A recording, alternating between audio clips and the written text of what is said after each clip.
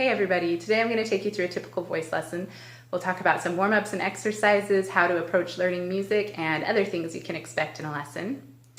Obviously every teacher has their own way they do things, but this is a formula I've seen in pretty much every lesson I have accompanied or attended. And we'll start out with some of my favorite exercises. Obviously these will differ depending on the student and their unique voice.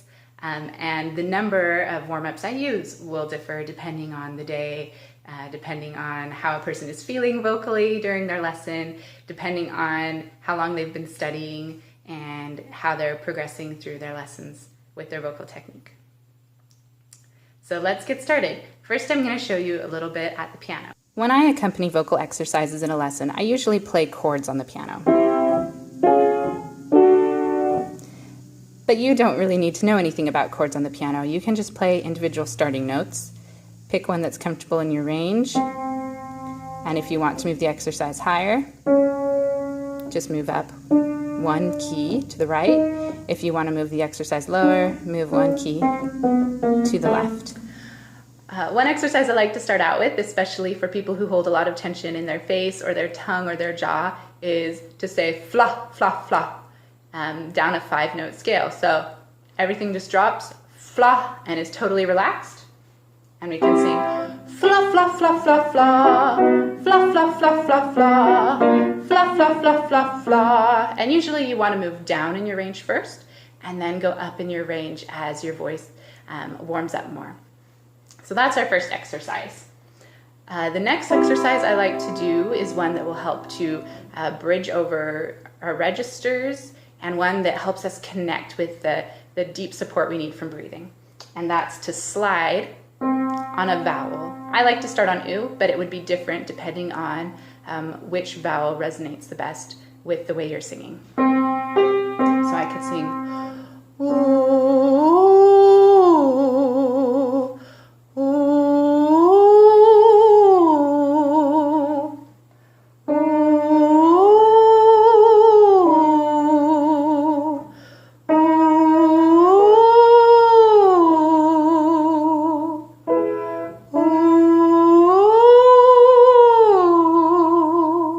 and if you have breaks in your voice, just try to gently slide through them.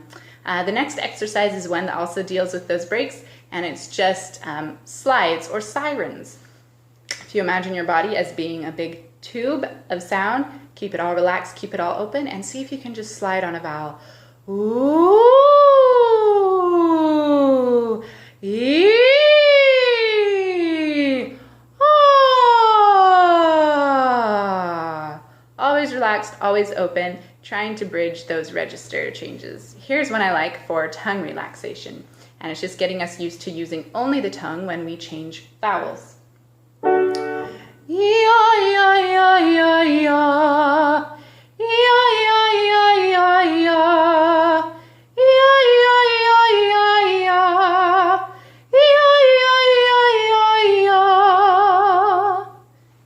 Again, the face is relaxed. You're just using your tongue.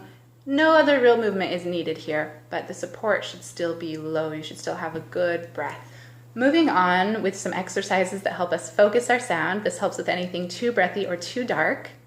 And any exercise you sing that starts with an M vowel or an N vowel can be helpful with this. So I like to sing this one. Mi, me, ma, mo, mu. And the motion just helps me to remember the low support and to keep the energy going throughout the exercise. Another one you can try is Ming-a, Ming-a. And I like to point my finger again just to think of where I am aiming that sound so that it projects and so that the resonance comes across my face here. Here's another exercise that can help strengthen movement of the soft palate. If you need to lift your palate, but it's incredibly difficult for you, you can practice singing K sounds. Kiko, kiko, ku, kiko, kiko, ku, and just make those Ks very explosive. And then if you imagine yourself biting an apple or just experiencing the beginning of a yawn, you can feel that lift of your soft palate and start using that when you're singing your other exercises. Okay, now let's say that your sound is too dark and you want to brighten it up. We're going to do that by practicing an exercise with a nasal sound first and then opening it up to get a nice, more resonant sound.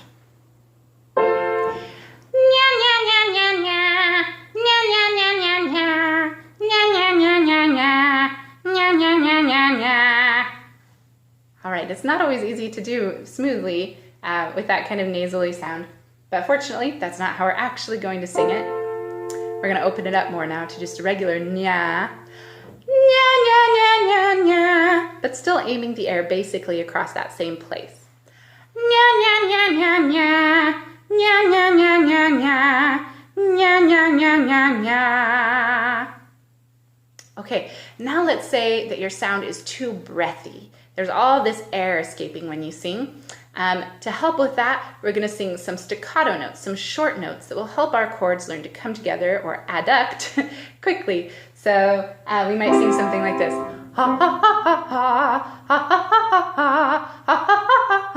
Always making sure that the air is moving from down here and not here. We shouldn't feel it here.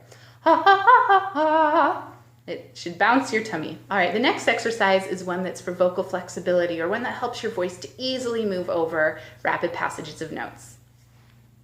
I'm going to start with a Y sound because that'll help to relax my tongue at the very beginning. Ya. At this point in a lesson, some teachers will introduce what we call a diction exercise or something that helps you to pronounce words correctly. Some people will use tongue twisters or just saying the ABCs. But what I've found is that practicing those things a lot of times will reintroduce tension into my students. And so unless it's someone who's really struggling with their ability to pronounce certain consonants or vowels, I usually skip that and we'll go right into singing repertoire if it's a 30-minute lesson. Or if we have a little bit longer, I might spend some time on sight singing, theory, listening, or learning a new language if you're working on singing in Italian or German or something like that. So we move into repertoire or learning songs for the next portion of the lesson. When we approach a new song in voice lessons, we want to take all of those good skills we're learning in our warm-ups and move them into our music. So a lot of times we'll do variations on the warm-ups to the tune and the rhythm of the new song we're learning. And so a lot of times teachers will have you sing through the notes and the rhythms on just a vowel to make sure you have that low support and have it really connected. They'll have you stop and take good breaths between each phrase to make sure that your breathing is in place. If they want to alter your tone a little bit, they might have you sing it through nasally or sing it through imagining different things to try to get rid of tensions. They might have you practice with sustained speech or practice just saying the rhythms so that you can learn them correctly. It's really best if you have the skills that you can learn the notes and rhythms on your own at home so that when you're in your lessons, you can really focus on just getting the best sounds. So for example, if I'm singing a song that I studied many years ago in school, O del mio matto ben, I might sing it through first on a vowel.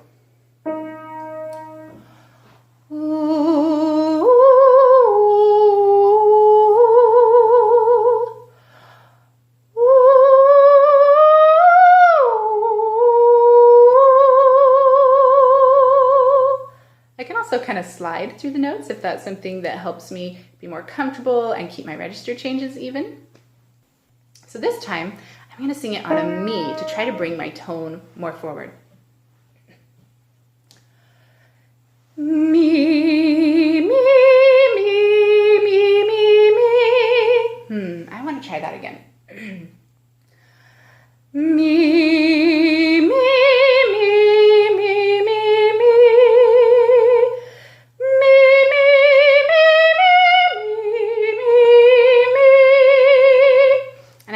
Feel that buzz in that different place, and it's more consistent when I really focus on that M sound and feeling the resonance right across here.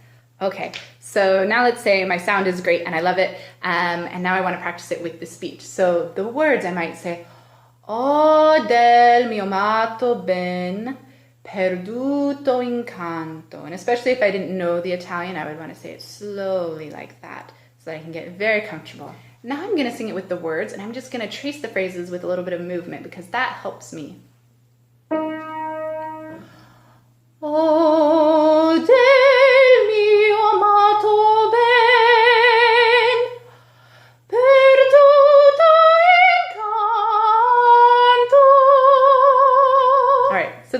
of the ideas of how I might approach singing a specific song. Now, obviously, if you're singing a different style, it's really going to change, and your teacher can help to guide you through some of those issues.